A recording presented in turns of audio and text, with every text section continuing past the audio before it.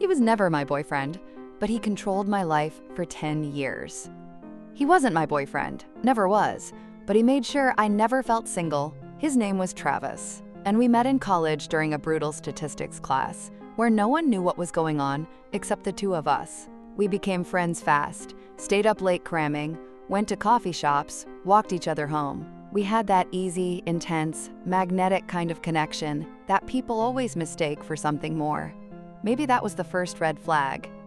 People always assumed we were together, and we never corrected them. Not exactly. After college, I moved to a new city for work. He followed a year later, quote, coincidentally, and said it just made sense that we hang out.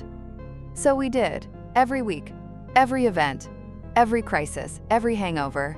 I had boyfriends, he had girlfriends. But somehow, those relationships never lasted. He always had a reason. She was too clingy, too jealous, didn't understand his boundaries. He'd vent to me for hours, and when I broke up with someone, he'd show up with takeout and beer and tell me, "They didn't get you." But I do. I thought that meant something. He'd text me good morning, call me when he got home.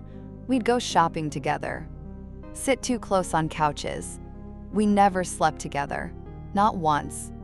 But the intimacy was constant.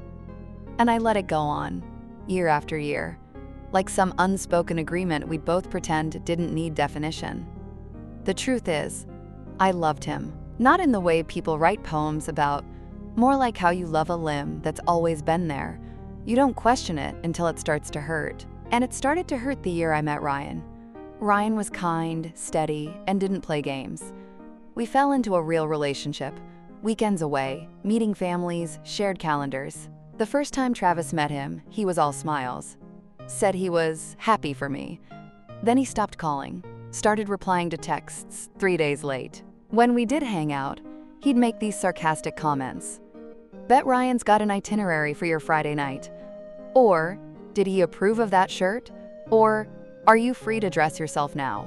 I laughed it off. But it stung. And slowly, I started shrinking myself again, trying to make space for both of them, pretending it wasn't a choice. Then one night, after a party, Travis asked if I could come over. He said he'd had a weird day and needed to talk. Ryan was out of town, so I went. We sat on his couch like we used to. He told me he didn't trust Ryan. Said he thought he was too normal, too boring. Then he looked at me, dead in the eye, and said, "I always thought it would be me." I remember freezing, like I was underwater. I asked, "Thought what would be you?" And he said, "The one you ended up with."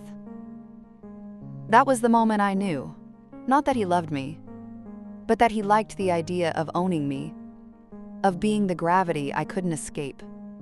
I stood up and left. Didn't argue, didn't cry, just left.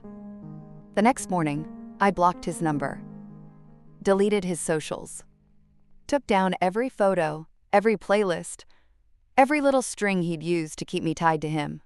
I never explained it to Ryan, just said, "He crossed a line, and I'm done." He nodded. Trusted me. That was the difference. Travis didn't love me. He hoarded me. Like a secret, a backup, a trophy he never had to earn.